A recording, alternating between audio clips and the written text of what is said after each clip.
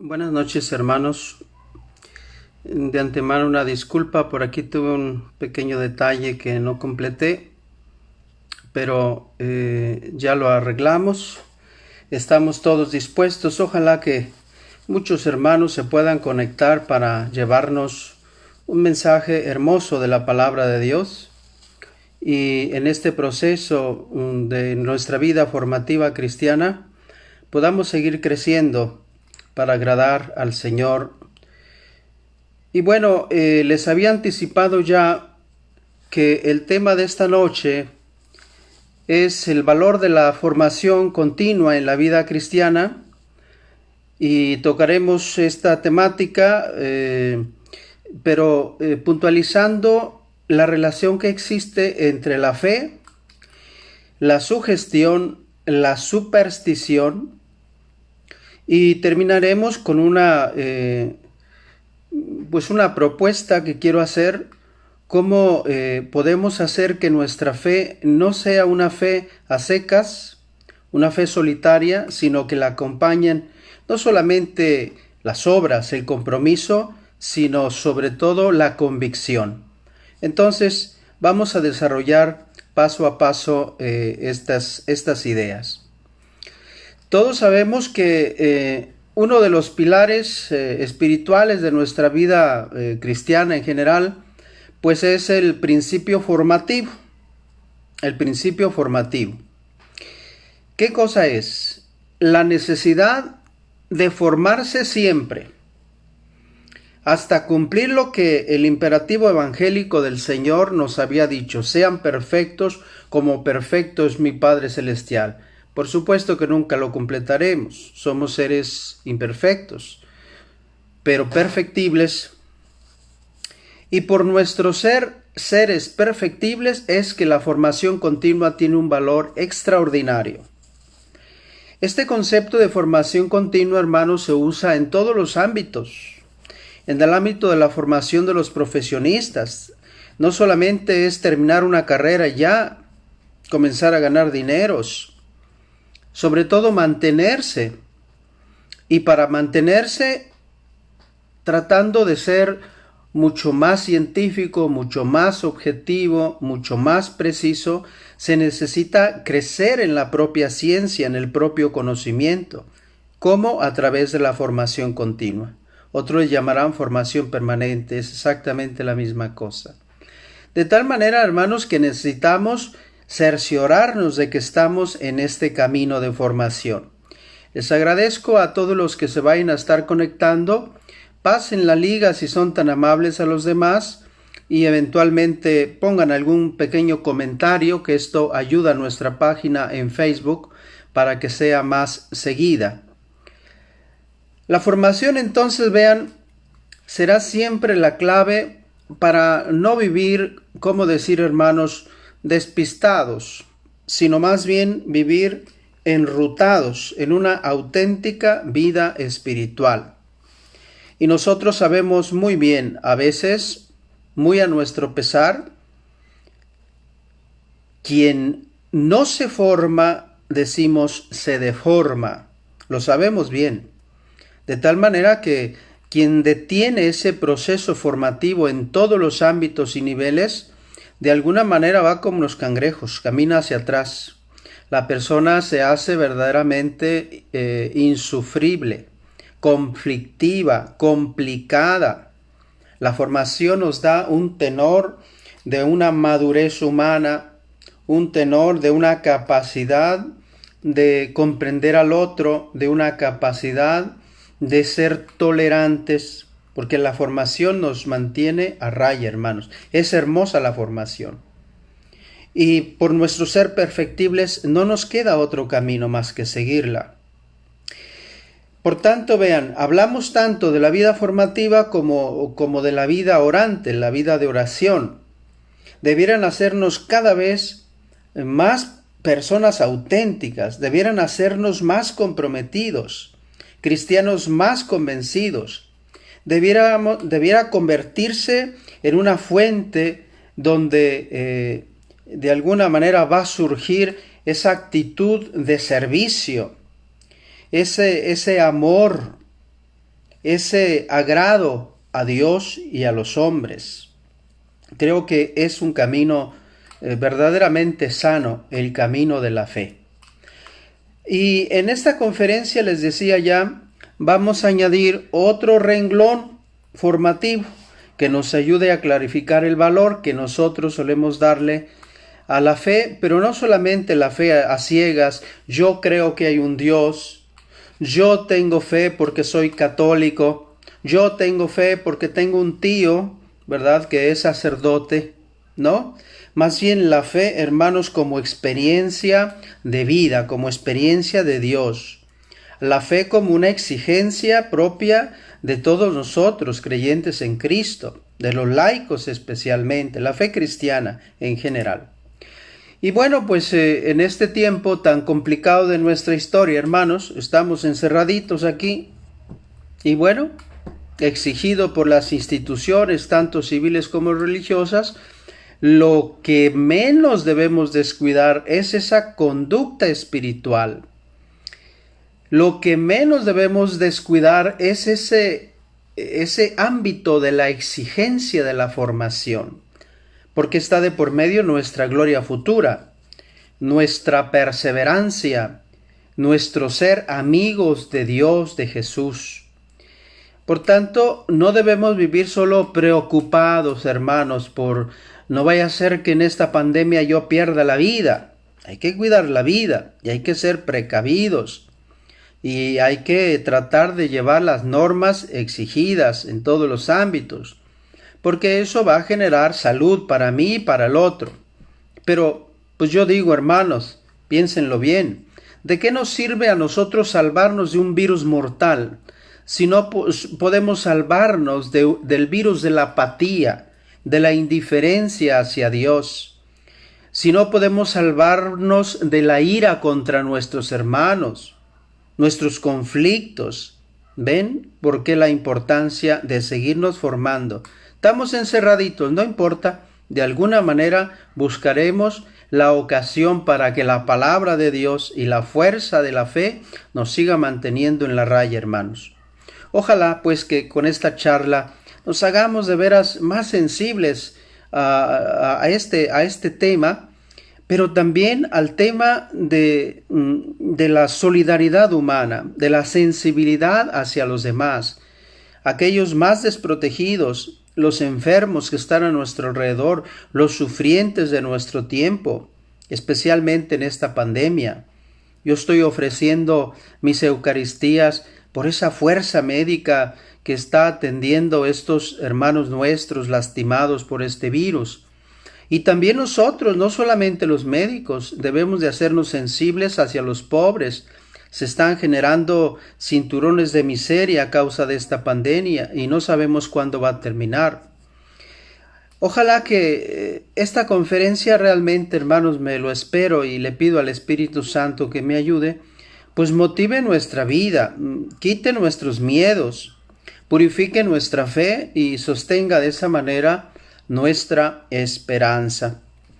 Para ello vamos a necesitar hacer algunas clarificaciones pertinentes, hermanos, porque muchas veces nos confundimos entre el significado de la fe y la sugestión.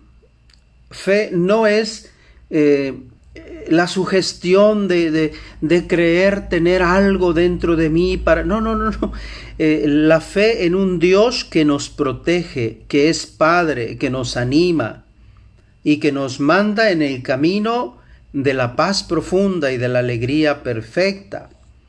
Y luego también a veces esa sugestión cómo nos puede orillar, si la materializamos, al terreno de lo supersticioso. Por tanto, hay que clarificar, la fe no tiene que caer en el campo de la sugestión ni de la superstición, sino que nos debe de conducir, como ya lo dijimos, hacia una fe por convicción, una fe por convicción. Y ojalá, decía, que esta conferencia pueda generar esa actitud madura mediante una fe de convicción. Y como siempre hacemos al inicio, ¿verdad? Este era un preámbulo para presentar el tema.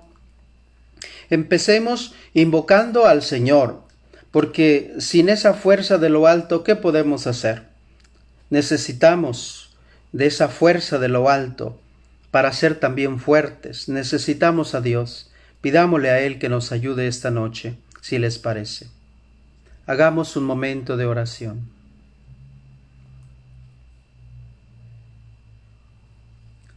Invoquemos al Espíritu Santo. Señor Espíritu Santo, estamos delante de ti esta noche para que tú nos instruyas. No nos dejes solos en esta aventura de fe.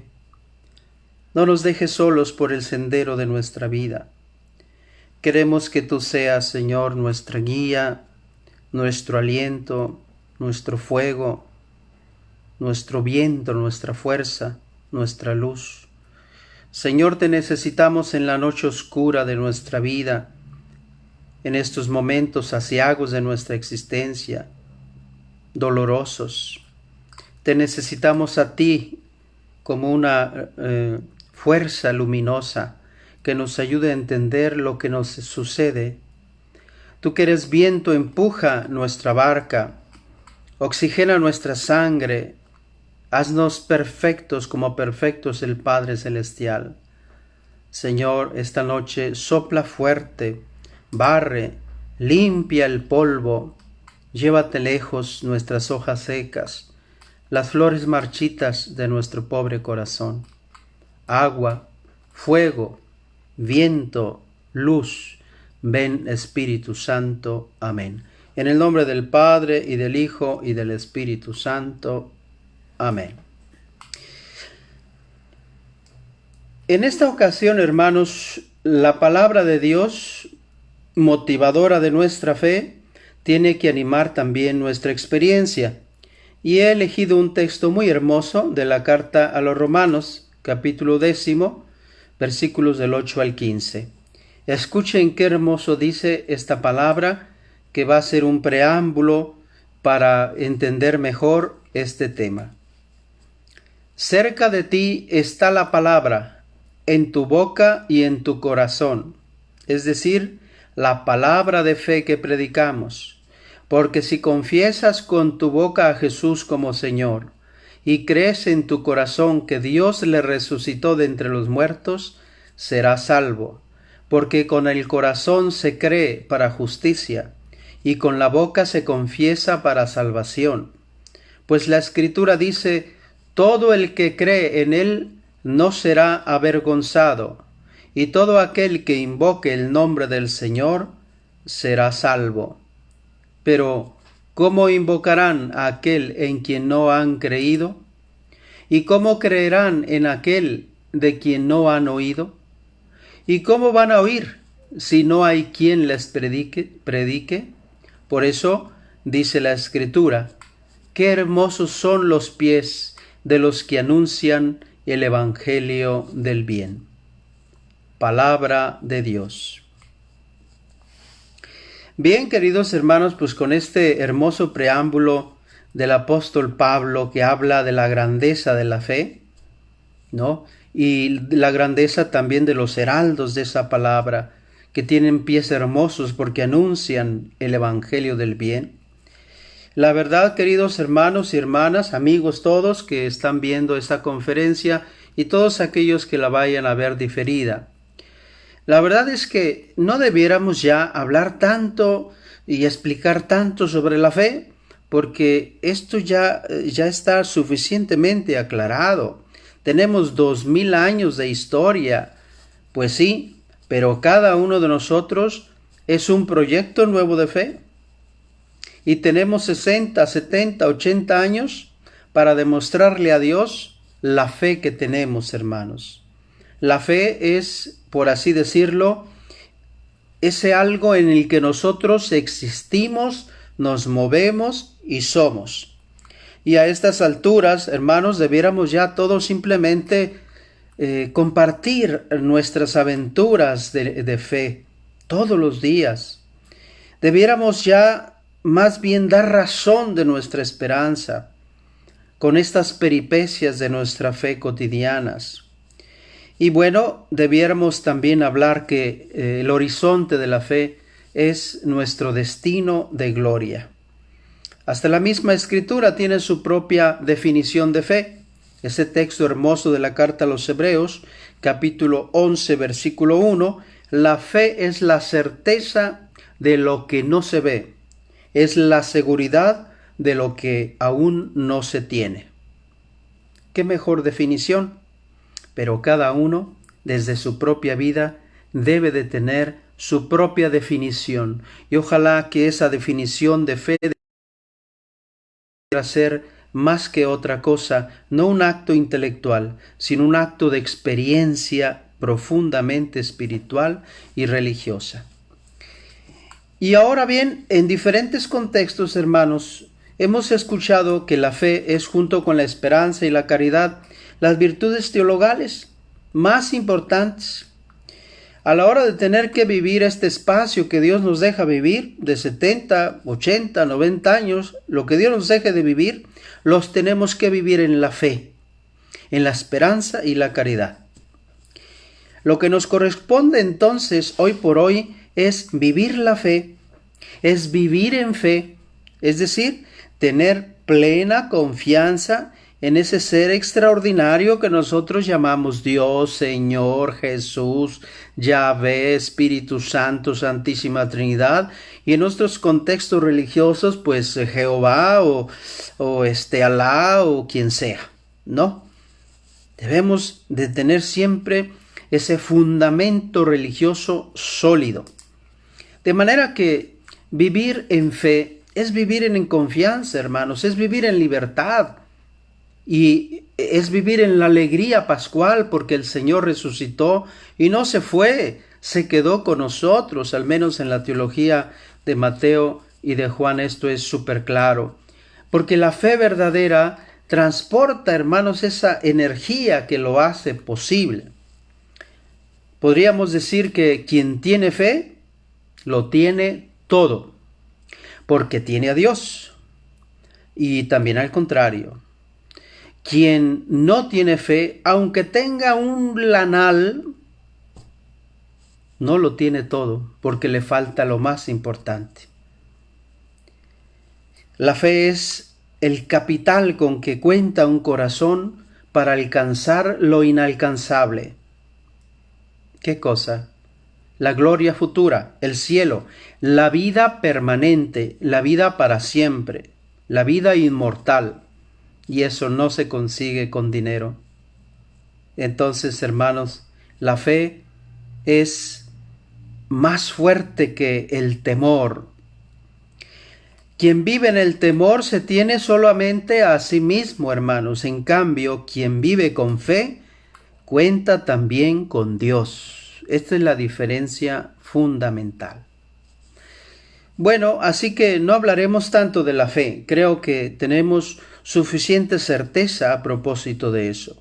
Bastará tener experiencias de Dios y compartirlas con los hermanos. Sin embargo, ¿qué pasaría, me pregunto, hermanos, si comenzáramos a pensar que la fe es una especie de suerte de la vida? ¿Qué pasaría si nosotros simplemente pensáramos que la fe es un poder de sugestión que hace posible que las cosas que no son se lleguen a dar por la fuerza de nuestro imperativo cerebral? Caray, me parece que tendríamos que clarificar el concepto. ¿Cómo comprenderíamos que la fe no nos da la suficiente fuerza para alejarnos de conductas, por ejemplo, supersticiosas? Lamentablemente en nuestro tiempo caemos en esa doble vertiente de personas que creen tener fe, pero que viven sometidas a creencias supersticiosas. De tal manera que encontraremos a lo largo de nuestra vida personas supercatólicas, personas de comunión, personas de misa dominical al menos, pero que no dejan, si tienen la oportunidad, de hacer consultas extraordinarias con otras fuentes, con otras espiritualidades. Entonces, vemos necesario que se aclare en cada uno de nosotros, hermanos, se aclare muy bien cuál es la diferenciación entre fe, el poder de la sugestión, la superstición, para que juntos elaboremos un concepto nuevo, la fe por convicción. Comencemos entonces a hacer esta comparativa hablando de la fe que no tiene nada que ver con la sugestión. La sugestión, hermanos, es un poder cerebral y puede ser positivo y negativo. Lo quiero explicar muy bien, pero que sea clara la premisa fundamental. Fe no es poder de sugestión. Es cierto, la sugestión como poder cerebral es enorme y puede inclusive llegar a materializar aquello que nosotros nos estamos aferrando a pensar. Por eso hablamos en este sentido del poder que tiene la sugestión y tendríamos que diferenciarla muy bien. La sugestión, hermanos, se puede presentar de manera positiva si su vertiente pues es sana, pero si su vertiente es enfermiza, negativa, el poder de la sugestión puede hasta enfermarnos, puede generar miedo. La sugestión positiva genera actitudes positivas, aunque no sea fe, pero puede generar creatividad, puede generar energía escondida, puede generar productividad, puede generar como en la sugestión, queridos hermanos, estás tú solo. En la fe está Dios contigo. Y eso es, en pocas y sencillas palabras, la diferencia fundamental. Hablemos entonces para entender bien el concepto de sugestión, tanto negativa como positiva. Vamos a leer algunos ejemplos, porque los ejemplos realmente nos ayudan, hermanos. Vean ustedes el primer ejemplo. Se han hecho pues diferentes, pruebas. Muchas de ellas podríamos nosotros mismos decir, yo me recuerdo que pasó en mi vida algo parecido. Supongamos, hermanos, que se pone a una persona en un cuarto, en una habitación, y que se arroja exprofesamente humo que es inofensivo, pero que contemporáneamente alguien le grita, es gas tóxico, es gas tóxico. ¿Qué imaginan que sucederá? Como la persona cree sin dudar que lo que le están diciendo es cierto, es muy probable que por la sugestión la persona, créanme, va a empezar a registrar ataques de ansiedad, ataques de respiración, de incapacidad de respirar, ataques de sofocamiento, de asfixia. ¿Por qué? Porque la mente, hermanos, es muy poderosa. Ahora, imagínense que esa persona de la que estamos recreando el ejemplo, le sumamos el problema de que está enferma de un problema cardíaco o depresivo o de diabetes. ¿Cuál sería el resultado? Sí, podría ocurrir la muerte. La mente le va a generar uno que no sea cierto, porque ese humo era realmente inofensivo. Hay un humo inofensivo que se hace para esconder el enemigo, ¿no? Lo utilizan los ninjas en las películas, ¿se recuerdan? Bueno, pero queridos hermanos, la sugestión negativa puede traer consecuencias. Y yo tengo algunos ejemplos de mi experiencia personal cuando personas bajo el poder de la sugestión negativa murieron, hermanos. Cuando alguien les llega a leer las cartas y le dice, mire, esta carta que salió dice que usted va a morir en breve tiempo. Y la persona no tenía que morir, pero como el poder de la sugestión sugerida por esa persona que le leyó las cartas fue tan grande que, hermanos, terminó en 2 o 3 días muerto. Y era padre de una conocida mía. Por tanto, queridos hermanos, aguas con eso. Les propongo un segundo ejemplo. Supongamos que hay una epidemia de contagios por otro virus que es conocido de nosotros, el virus del Zika. Y todo el mundo sabe que lo transmiten los mosquitos.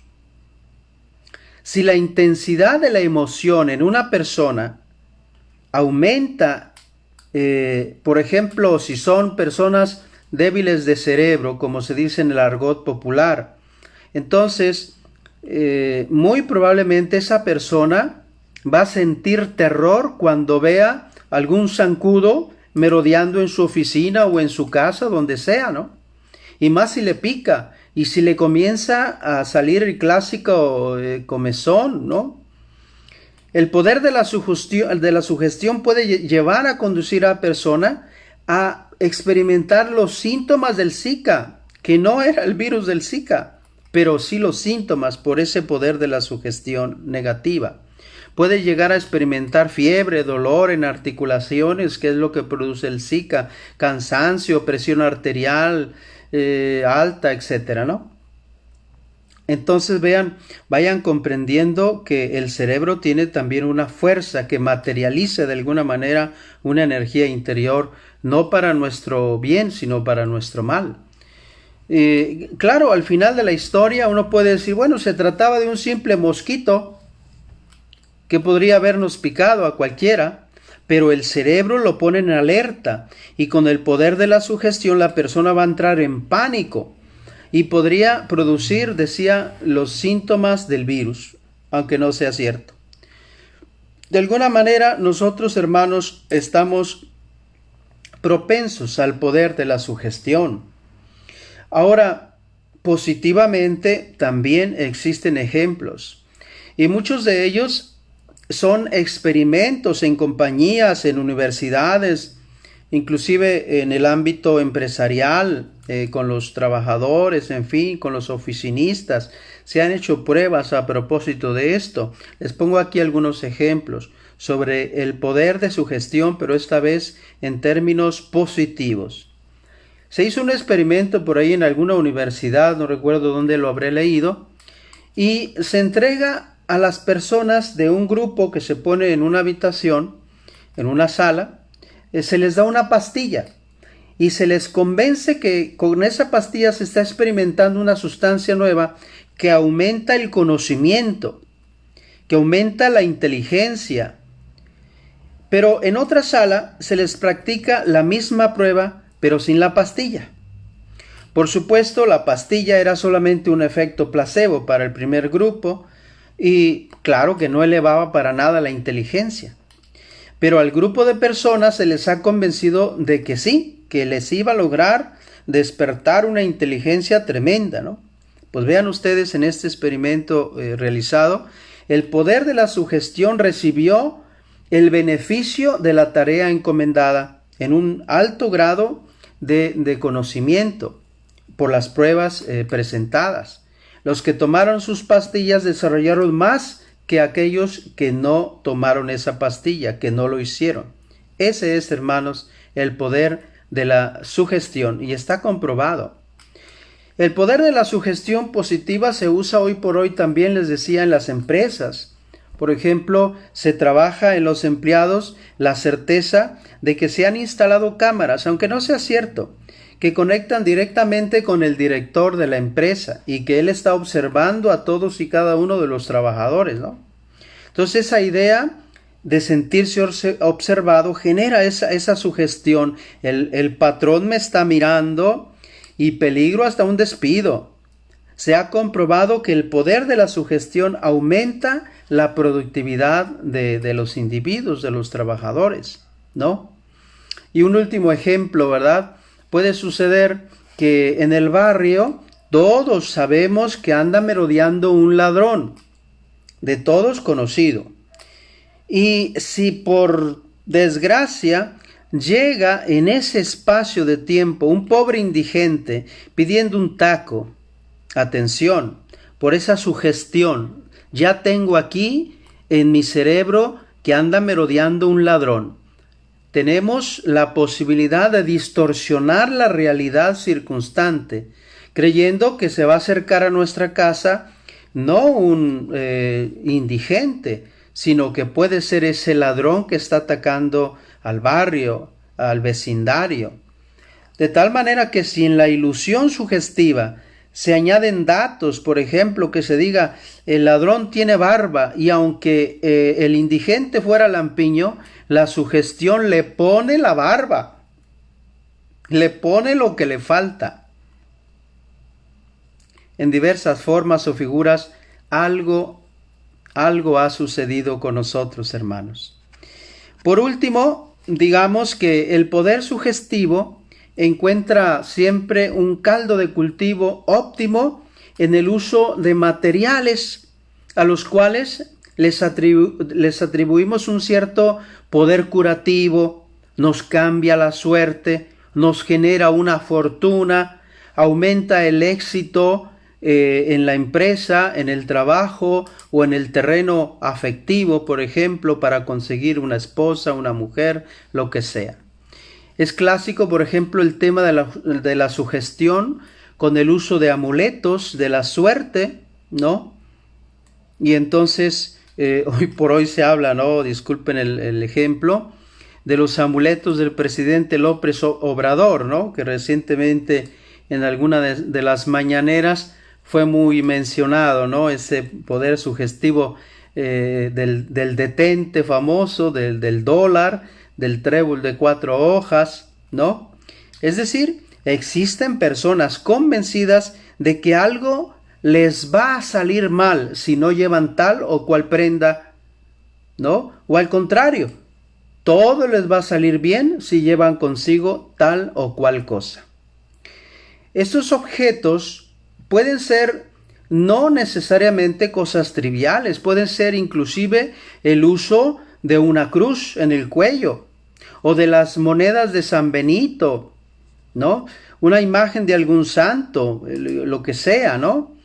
De tal manera que nos debiéramos preguntar ya cómo de la fe deterioramos hacia la superstición si nos descuidamos. Por tanto, es importante que nosotros vayamos purificando el concepto de fe en cada una de nuestras acciones, en cada una de nuestras experiencias. Fíjense que les tengo una anécdota, ya estoy cerrando la clase para no lastimarles mucho con su tiempo. En una ocasión iba a la universidad junto con un compañero brasileño, Yacir de Freitas, y fíjense ustedes que se le acercó una persona. Él dijo que probablemente se trataba de un malviviente, en fin. Le robaron su cartera, se la sacaron de la parte de atrás, siempre la llevaba en su pantalón. Y bueno, pues lo lamentó, dice, híjole, me descuidé, en fin. Nos fuimos caminando, pues ya se la habían llevado, no supo ni a qué hora se la sacaron. Y de repente, poco antes de llegar a la universidad, llega esa persona que lo había robado y se la entrega de nuevo. Y salió destapada otra vez. Y él se quedó perplejo, dice, ¿cómo? Me robó y me viene de nuevo a traer la cartera. ¿Por qué lo hizo? Y entonces la empezó a revisar. Estaba todo intacto, hermanos. Su dinero, sus cosas, sus tarjetas. Y entonces sacamos por conclusión una cosa. Mientras la persona estaba hurgando, se encontró con una imagen de San Francisco de Asís. Supusimos que por superstición aquella persona no se quiso meter en problemas. ¿Ven? Entonces realmente podemos inclusive las cosas religiosas, como puede ser, decía, una cruz, una medalla, un objeto de San Benito, lo que fuera, ¿no? Podemos asumirlo en un esquema supersticioso. Por eso debemos entrarle a la purificación del concepto. ¿Hasta qué punto el hacer uso de algún material religioso es válido o es supersticioso? Por ejemplo, yo traigo un rosario colgado siempre de mi automóvil y me tengo que preguntar, bueno, ¿esto es fe o es un acto supersticioso? Tú traes la cruz de San Benito como protección del maligno. ¿Es fe o es un acto supersticioso? Y de esta manera, hermanos, entramos al tema propiamente dicho de la superstición. Pero este tema de la superstición lo veremos con el favor de Dios el siguiente jueves. Les agradezco infinitamente a todos los hermanos que se han conectado y que van a seguir escuchando esta conferencia. Espero que realmente nos ayude a tener más viva nuestra fe y que esa fe robusta nos conduzca a purificarla de todos estos elementos que definitivamente no hacen bella la expresión de nuestra fe. Que Dios nuestro Señor, quien es el dador de la fe, se mantenga siempre contento con cada uno de nosotros por esa fe viva, por esa fe pura que nosotros tenemos. Y que si no la tenemos pura, pues que con la fuerza de su Santo Espíritu y con la fuerza de su palabra, la podamos, hermanos, ir purificando de todo acto de sugestión, de todo acto de superstición. Hablaremos más adelante, repito, del tema de la superstición y luego terminaremos hablando de la fe como convicción. Muy buenas noches a todos, hermanos. Les doy la bendición sacerdotal. El Señor esté con ustedes y los bendiga Dios misericordioso y bueno, el Padre y el Hijo y el Espíritu Santo. Muy buenas noches a todos. Gracias por seguirlo.